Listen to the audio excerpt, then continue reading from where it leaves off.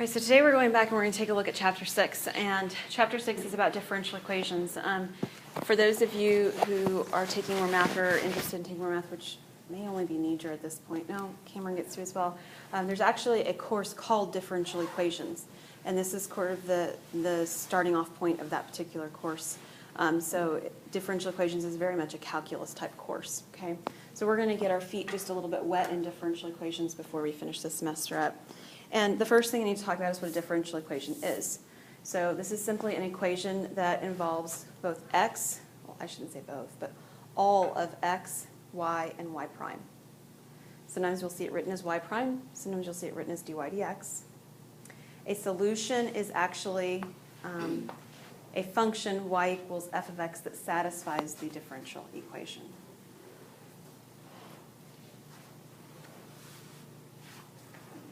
All right, so the first thing we're going to actually do is we're going to take an example of one and verify that it really is a solution. It's kind of like back when you learned about systems of equations. The first thing is usually taught when you talk about systems of equations is not how do I find where the two lines intersect. It's that somebody gives you a point and they say verify that it's a solution of both equations. And what it means is you plug it into both equations and see that it works. This is a lot like that. So we actually have a solution, y equals e to the negative 2x, or a potential solution. We're supposed to verify that it really is a solution to the differential equation 3y prime plus 5y equals negative e to the negative 2x. So what you might notice then, the first thing you need is you need to know what is y prime. Because they told me what y is, but in order to find out if it's really a solution, I need y prime. So what is the derivative of y?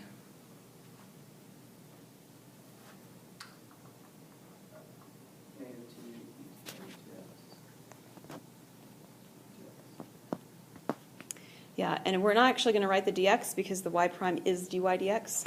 So in some sense, what we've really done is we've said dy equals negative 2e to the negative 2x dx, and then we've moved the dx back.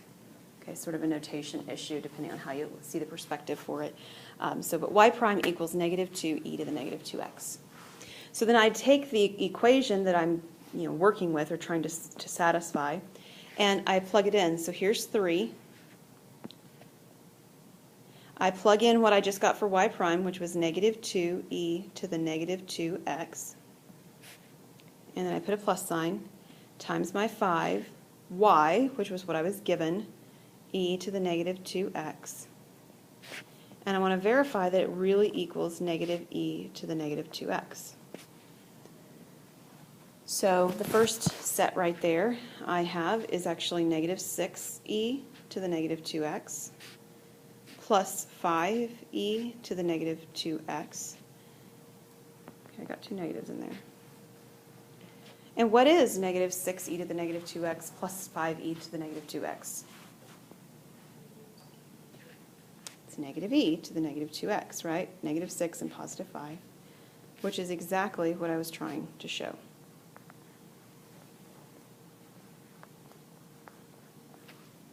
Okay, so this sort of should also kind of feel like when you learned about verifying identities in trig. The point you know when you're done is when both sides say the exact same thing. And in very much that same way, you know this is a solution because it used the word verify. It didn't say decide if it is. It didn't say test out if this works. It actually said to verify it, which means it's going to work. You just have to plug it in and show that it really does. Make sense? Okay, so that's verifying a solution. We're going to do another one that's a little bit more, a little bit messier, I guess. So taking a look at this one, we actually have a solution given to us of y equals negative cosine x times natural log of the absolute value of secant x plus tangent x. Yep, that's written right. And the differential equation that it's supposed to be solving is y double prime plus y equals tangent x. So far, so good? Now, on the last problem, what was the first thing I did in red? I took the derivative. And why did I need to take the derivative? Because the differential equation actually had a y prime in it, right? So what am I going to need to do on this problem? I'm going to need a second derivative. Is that okay with everybody? Because I've got a y prime. I don't have a y prime. I have a y double prime in it. But of course, in order to get to y double prime, I'm going to have to go through y prime to get there, right? All right, so the first thing I need to do is, just like on the last one, I need to find y prime.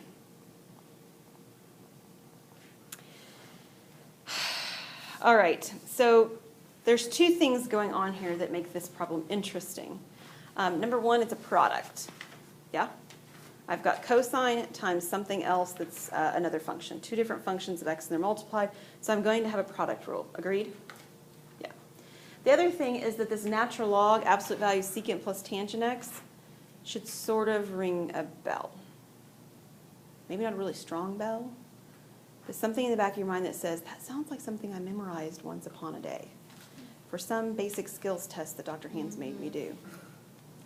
It's actually the antiderivative of something. It's the antiderivative of secant, right? So this piece right here is the antiderivative of secant. And if you recognize that, oh my goodness, doesn't the problem get easier?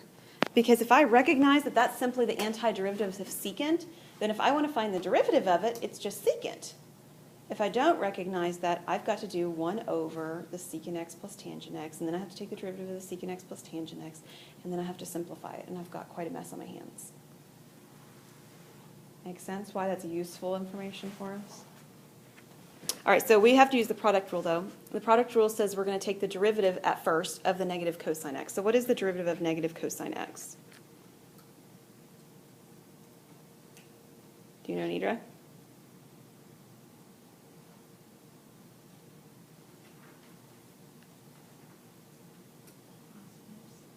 Right, it's positive sine of x. And then we rewrite the second piece without changing anything.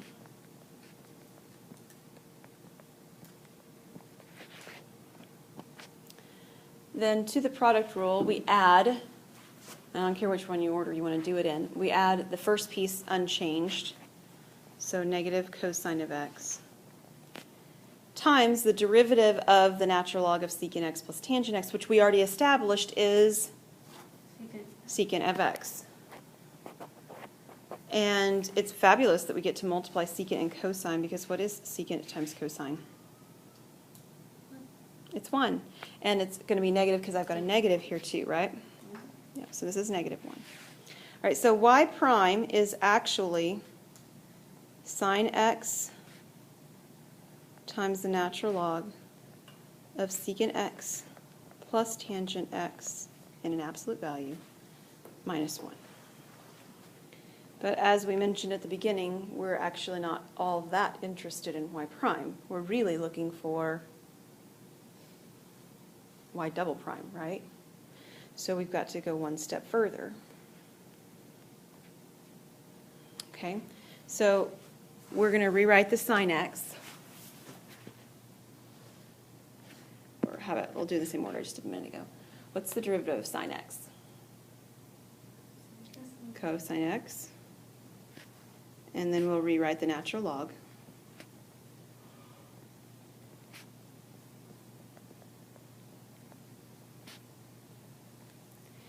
And then I would rewrite the sine. Sine x, sorry. And what's the derivative of the natural log of secant x plus tangent x? That's secant x.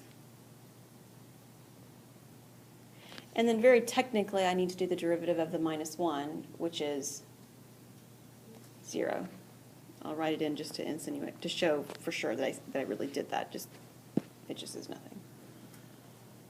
Okay, so do you know what sine times secant is? I'm guessing tangent. It is tangent. Why are you guessing tangent? Because on the other side of my equation up there, differential equation. Yeah. I would rather it not be a guess, though, Cameron. So let's take a look real quick. What is secant x? 1 over cosine. So if I have sine times 1 over cosine, that would be sine over cosine. And sine over cosine is tangent. right? That's a reciprocal identity from trig. So it not only has to be, it really is. And I'll leave my plus 0 off, yeah. Okay, so are you ready to verify that it actually works in my differential equation then? All right, I'm going to move it to the next slide so we can do it. Okay, I pretended that I was. I'm not going to. Apparently I didn't allow myself room. Okay, we'll do it right here. All right, y double prime, which is what I just found. So I'm actually taking this piece and I'm working on this down here now. Y double prime is the cosine of x times the natural log of the absolute value of secant x plus tangent x plus tangent of x plus, and then it says I'm supposed to add y. Well, y was the original function I was given, right? And I'm going to run out of space beside it. I'll just continue beneath it when I do. So y originally given was negative cosine of x. Maybe I can squeeze it in. Times the natural log of the absolute value of secant x plus tangent x. And I want to verify that this equals tangent of x. But what wonderful thing do you see that's going to happen? Cancel. Yeah, this piece right here and this piece right here are identical, except that one's positive and one's negative. So those add to 0, and all I'm left with is tangent of x on the left, which obviously then would mirror image the tangent of x on the right. Okay, so derivatives and substitution, that's what verifying identities are. Are we good? All right.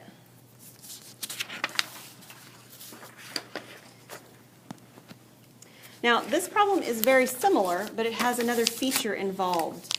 What is different about the way that this question is worded versus the one we just have just seen?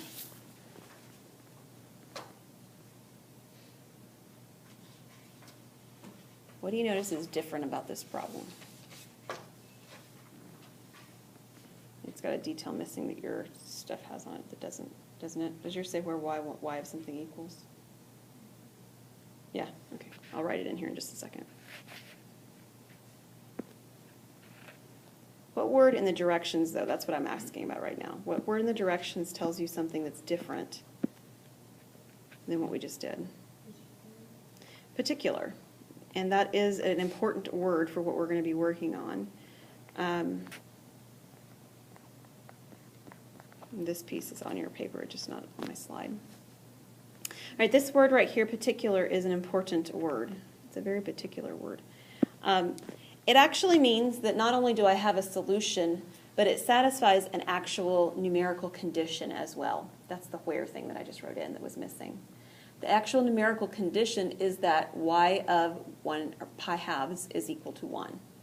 So we actually have two things to verify here. Number one is to verify that it's a solution, just like we did on the last problems. Okay?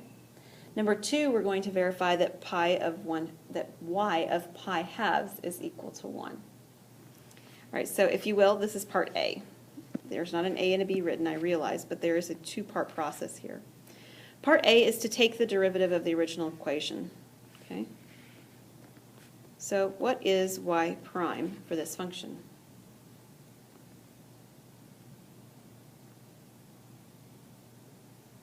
What kind of rules do we have to use?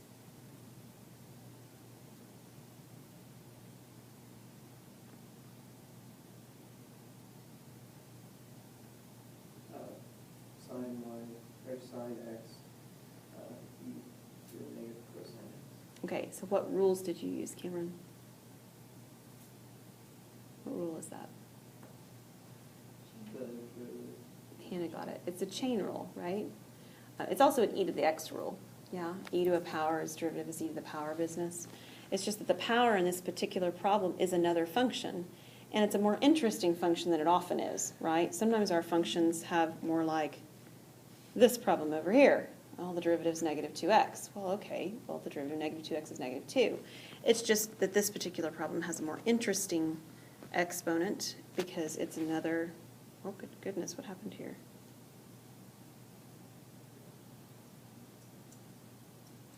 Okay, give me just a second. Okay, so Cameron, you were in the process of telling me before I got it written down. What was the derivative of this one again? What was y prime? Sin x e to the negative cosine x. Okay, and of course the e to the negative cosine x is from the e rule, right? And the sine x is from the derivative of the negative cosine x. Okay, so we found the derivative, and now we want to verify that it really is a solution from this piece.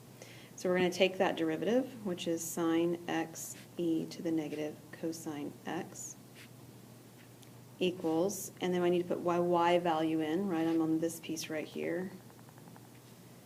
And that is the original e to the negative cosine of x times sine of x.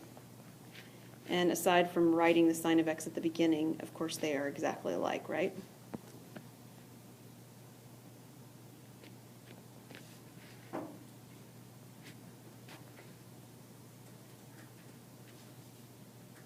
Does that look all good? Okay, so that's just like what we did in the last two problems. Part 2 or part B or whatever here is to simply verify that when I plug in pi halves into my original solution that I was told was a solution. So in other words, when I take y and I evaluate it at pi halves for x, I get e to the negative cosine pi halves. Okay, so do you remember what the cosine of pi halves is? It is 0, so the negative is actually not going to matter on this one, right? So this is e to the 0, and what is e to the 0? It's 1. So we verified the second piece right there. Verified the initial condition, or sometimes it'll say, there's another word your book sometimes uses, it satisfies the, we'll run into it, I'm sure. But there's another language that they sometimes will use instead of initial condition. So, all right, let's try another one.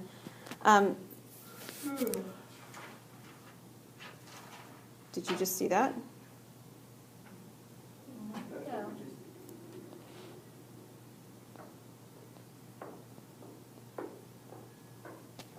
What in the world? Where's the rest of my slides?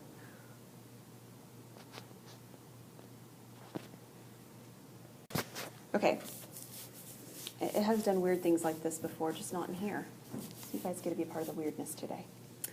Yay. All right, number 3. Determine whether the function is a solution of the differential equation. Now, have you ever seen that notation with the parentheses around that 4 like that before? Okay. That notation is what we would use when you have a power bigger, not a power, but a derivative bigger than the third derivative. So anytime you have a fourth derivative or a fifth derivative or a sixth derivative, it's instead of writing a whole bunch of primes, we put the number up there inside of a parentheses. So y with a parenthesis 4 around it, that actually means fourth derivative. Okay? So it's a shorthanded notation. It just, if you've got something big, too big to go on with, we have another notation for it. And then we have minus 16y equals 0. So what am I going to have to do with the y equals 2 sine x in order to check that it's a solution? Yes, and I'm going to have to find all the derivatives in between to get there, aren't I? All right, so the nice thing is that the particular function we're working with is not all that complicated. So first derivative, y prime, what is y prime going to be?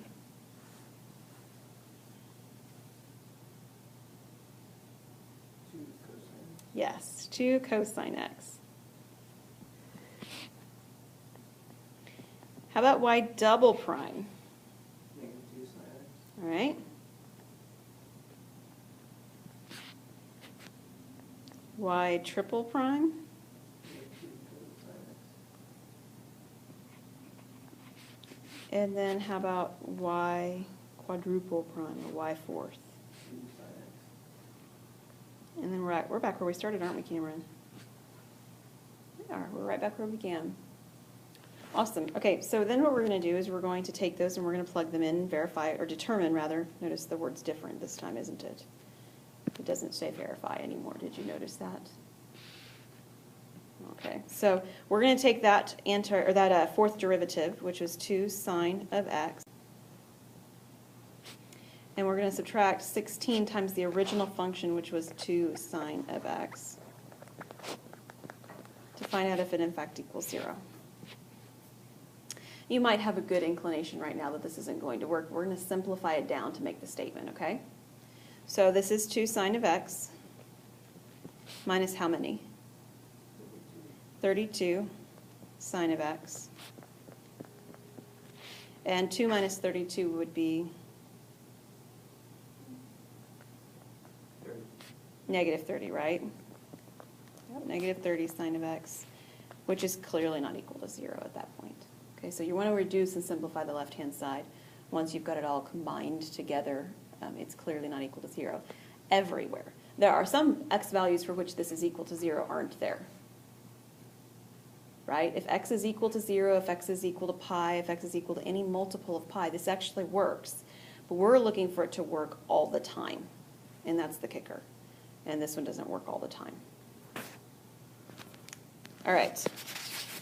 Now something different. So far, all the way along, we've been told to verify that something's a solution. And now the directions are changed a little bit. This one said find. Find the particular solution passing through the given point. Now, that may sound a little bit weird because, I mean, like they give us a solution, so what do they mean by find it? They gave us one. Any idea what they're talking about here or how it's different?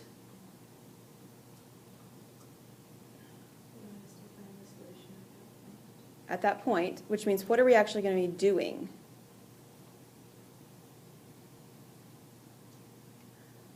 Let me ask a question a different way. What is different about this solution than the other ones we've encountered? Yeah, the X and then Y's. Say it louder, Nidra. There's the C. There's a C in it. Do you see it? No pun intended. See it. There's a C, isn't there? So this is actually what we would call a general solution. It's going to work. We're going to verify that it does work. In fact, or, you know, I mean, that's something we could be doing is verifying that it does work.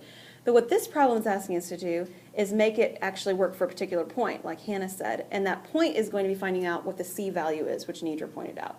Okay? So we need to figure out what that particular point is. Now, it doesn't say we have to verify that it's a solution. We just have to find it. It is a solution. It's told to us.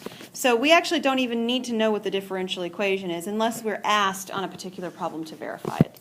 This one we're not. We're actually just asked to find the point. So we have an x value of 0 and a y value of 3. How can I figure out what C is? Yeah, I'm going to take my equation that I'm given, my solution. I'm going to plug in 0 for x, and I'm going to plug in 3 for y. And I'm going to find out that C is what? Negative 9. So my solution then is what?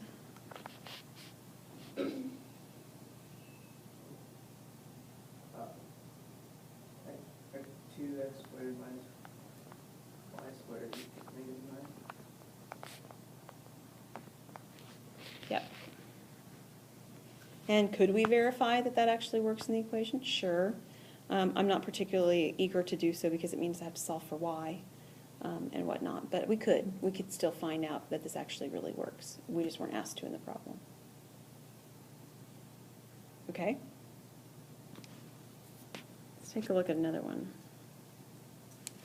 This one, however, asks us to verify, and then it asks us to find the particular solution. Okay, so you should be feeling like that all the pieces of this are now put together in the same problem. We've done every component of this and every other of the problems we've done, but we've not done them all at the same time, and now we're going to. All right, so we have a solution, y equals C1 plus C2, which is even more interesting because there are 2 unknown C values, right? C2 natural log x. We've got a differential equation that has 2 derivatives in it, the first derivative and the second derivative. That's a little different. We haven't had that yet. And we're given an initial condition that tells us what y and y prime are equal to when x is a certain value too. Okay, everybody good with this so far? Okay, so here's what we need to do. First we need to, well, I don't know that it has to be first, but at some point here we have to actually verify that the general solution satisfies it. So how about we do that first? I actually need to figure out what is y prime and what is y double prime. So let's use this. What is y prime for this solution y?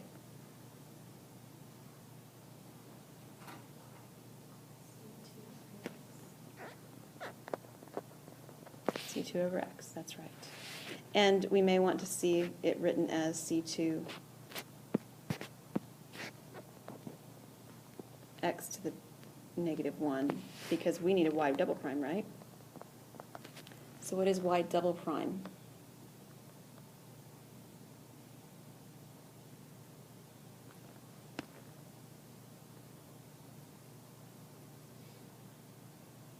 We need the derivative of C2x to the negative 1.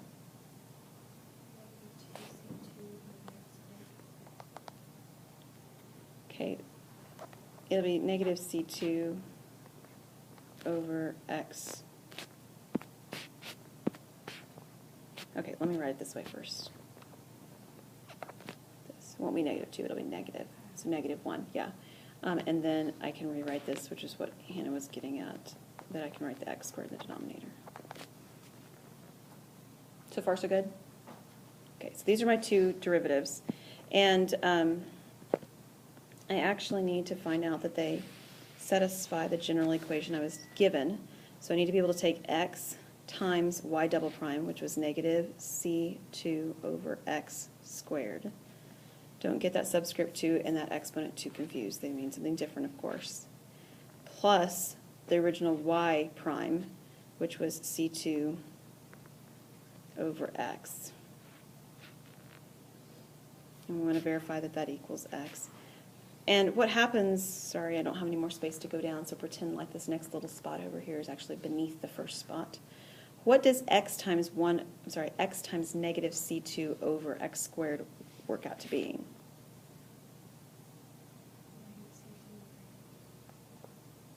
Right, and then I have a plus C2 over x. Nobody wanted to tell me I made a mistake. Somehow that was originally a 0. It's supposed to be 0. Right.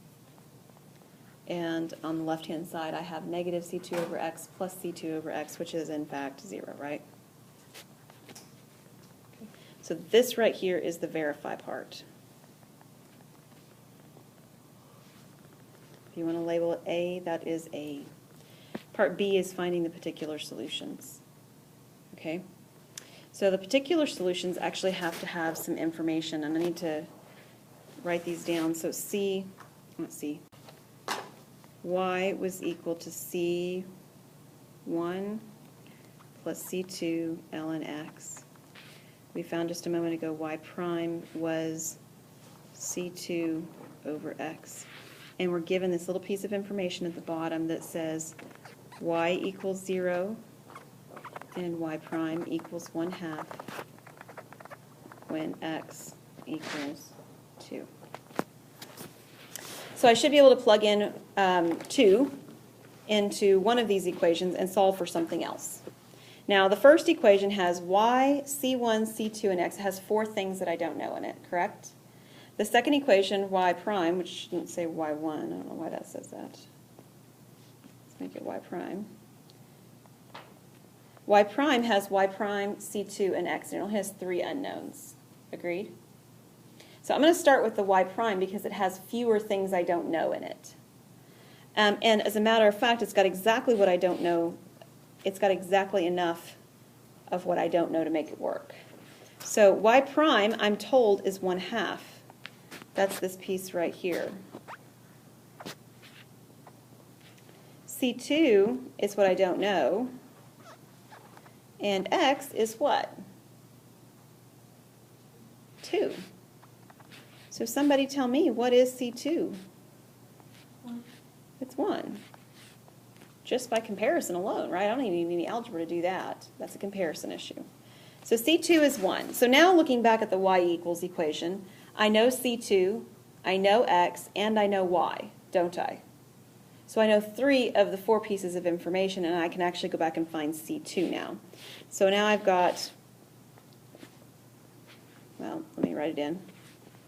My y value is 0 equals C1, which I don't know, plus C2, which is 1, times the natural log of x, which is 2. So do you know what C1 is?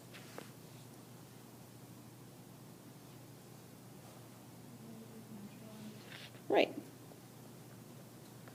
negative natural log of 2.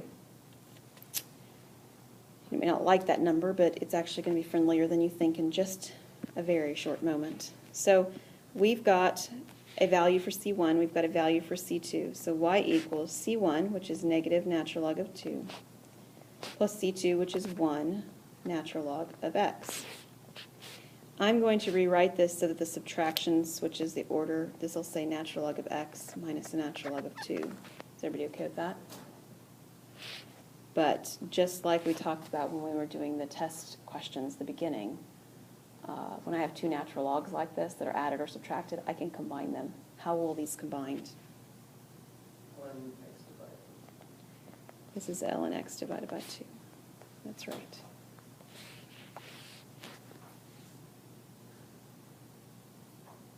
Any questions?